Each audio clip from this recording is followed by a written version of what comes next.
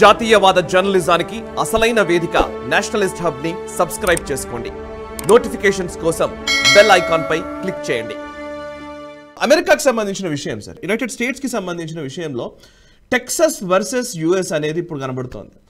నిజానికి అక్కడ అమెరికాలో ఆయా రాష్ట్రాలకు అపరిమితమైనటువంటి అధికారాలు ఉన్నాయి. చాలా ఫెడరల్ స్ట్రక్చర్లో వాళ్ళు ఉన్నారు. ఆయా రాష్ట్రాలు వాళ్ళు తీసుకునే నిర్ణయాల్లో ఖచ్చితంగా ఇండిపెండెన్స్ ఉంటుంది. టెక్సస్ గవర్నర్ గ్రెగ్ అబోట్ ఒక స్టేట్మెంట్ కూడా ఇవ్వడం జరిగింది. ఆయన ఒక నిర్ణయం తీసుకున్నారు, ఆర్డర్ ఇచ్చారు. బార్డర్స్ని ప్రొటెక్ట్ చేసే విషయంలో అమెరికన్ గవర్నమెంట్, యుఎస్ అడ్మినిస్ట్రేషన్ నిజంగా ఫెయిల్ అవుతోంది, central administration.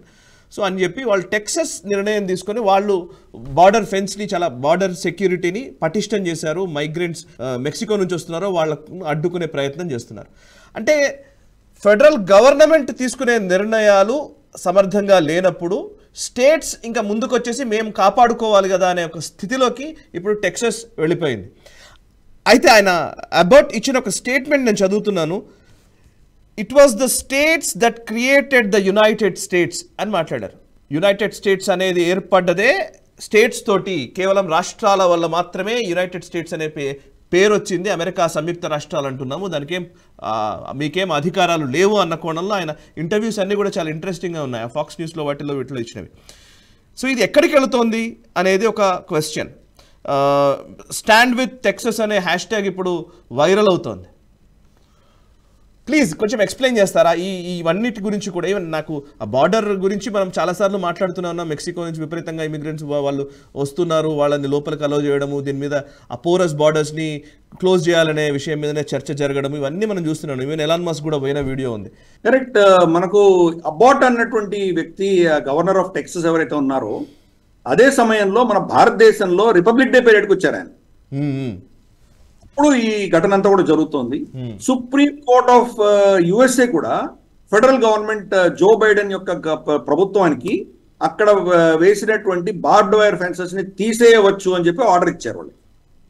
So border guards ఎవరైతే ఉంటారో, అంటే స్టేట్ లోపల మీరు ఏమైనా సెక్యూరిటీ మీరు చేసుకోవచ్చు, కానీ దేశ సరిహద్దులు అన్నవి సెంట్రల్ గవర్నమెంట్ కి సంబంధించినటువంటి అంశాలు. స్టేట్స్ అన్నవి వాళ్ళకు ఆల్మోస్ట్ ఇండిపెండెంట్ ప్రతిపత్తి ఉంటుంది. వాళ్ళకు ఏదో ఒక 4-5 అంశాల్లో మాత్రమే ఫెడరల్ గవర్నమెంట్ ఇన్వాల్వ్మెంట్ ఉంటుంది.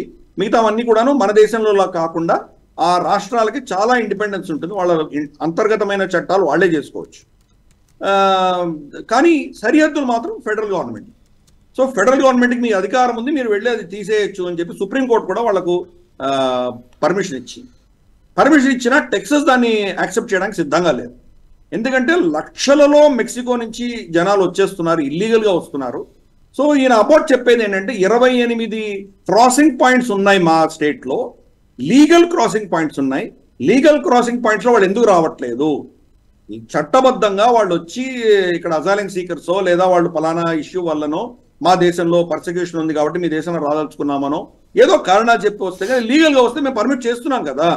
ఇల్లీగల్గా వీళ్ళు ఈ దేశంలో దూరితే కనుక డ్రగ్ ట్రాఫింగ్ దగ్గర నుంచి తీసుకొని టెర్రరిజం దగ్గర నుంచి నార్కాటిక్స్, హ్యూమన్ ట్రాఫికింగ్, ఇటువంటివన్నీ చాలా పెద్ద విషయాలు ఉన్నాయి. కాబట్టి మేము వాళ్ళని ఆపుతాము అని చెప్పి ఆయన నిర్ణయం చేయడం జరిగింది.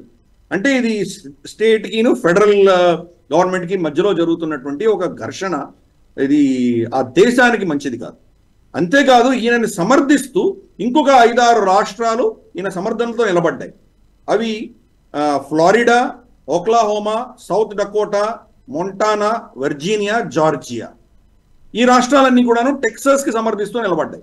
అంతేకాదు వాళ్ళ పోలీస్ ఆఫీసర్లని, వాళ్ళ దగ్గర ఉన్నటువంటి స్టేట్ లో ఉన్న బలగాలని, అసెట్స్ ని, బార్డ్ వైర్లు కావచ్చు, ఇతరత్ర ఏమేం కావాలనో, విజిలెన్స్ కావచ్చు, కెమెరాలు కావచ్చు, ఇవన్నీ కూడాను టెక్సస్ కి పంపిస్తున్నాయి. అంటే అందరు కూడా భయపడుతున్నారు, ఇక్కడి నుంచి ఇల్లీగల్ గా వచ్చే వాళ్ళతోటి ప్రమాదం ఉంది అని. ఈ రోజు పరిస్థితి అమెరికాలో ఏంటంటే ఎన్నో 5-స్టార్ హోటల్స్ అంతా కూడాను వీళ్ళని తీసుకొచ్చి పెట్టారు. ఫెడరల్ గవర్నమెంట్ తీసుకొచ్చి ఇల్లీగల్ ఇమిగ్రెంట్స్ని అక్కడ హోటల్స్ అన్ని నిండిపోయి ఉన్నాయి. స్కూల్స్ని మూసేశారు, స్కూల్స్లో వీళ్ళని పెట్టారు.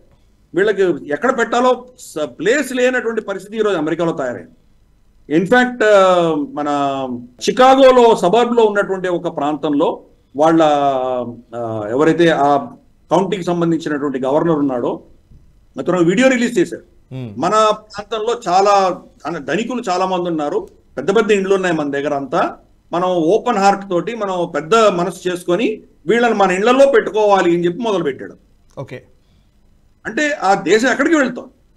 లీగల్ గా వచ్చేవాళ్ళు కాదు, ఇల్లీగల్ గా వచ్చేవాళ్ళని తీసుకురావాలి అన్నటువంటి జో బైడెన్ యొక్క ప్రభుత్వం యొక్క నిర్ణయాలు అన్నవి WEF తో మనం లింక్ చేసి చూడాలి.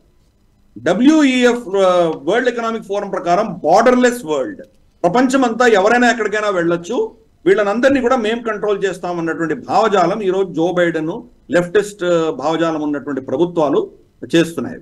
యూరోప్ లో కూడా అదే పరిస్థితి. దానికి వ్యతిరేకంగానే ఉద్యమాలు జరుగుతున్నాయి. జార్జియో మెలోనీ రావడం కావచ్చు, బ్రెక్సిట్ కావచ్చు, మనకు ఇతరత్ర పోలాండ్ లో కావచ్చు, రష్యా ఈరోజు చాలా మందిని డిపోర్ట్ చేస్తున్నారు. వాళ్ళు రష్యాలో వచ్చినటువంటి ఇల్లీగల్ ఇమిగ్రెంట్స్ అని రష్యా నుంచి బయటకు పంపించేస్తున్నారు. సో దీనికి వ్యతిరేకంగా WEF కి వ్యతిరేకంగా చాలా పోరాటాలు జరుగుతున్నాయి. ప్రస్తుతానికి అమెరికన్ బార్డర్స్ లో కూడాను ఈ ఘర్షణ అన్నది దానివల్లే జరుగుతుంది. సో ఒక విధమైన డయాబాలిక్ టాక్సిక్ అజెండా మనం లాస్ట్ గ్లోబల్ రౌండప్ లో WEF గురించి చాలా డీటెయిల్ గా చర్చించుకున్నాం. మనము దాని యొక్క పర్యవసానమే ఈ రోజు మనం టెక్సాస్ బార్డర్ లో చూస్తున్నాం. ఈ వీడియో మీకు నచ్చినట్టయితే లైక్ చేయండి, 10 మందికి షేర్ చేయండి. అలాగే కామెంట్ల రూపంలో మీ అభిప్రాయాలను మాతో పంచుకోండి. Nationalist hub group of channels ను సబ్స్క్రైబ్ చేసుకుని తెలుగునాట జాతీయవాద జర్నలిజాన్ని ప్రోత్సహించండి. ఈ వీడియో కింద ఉన్న బెల్ ఐకాన్ పై క్లిక్ చేయడం మర్చిపోవద్దు.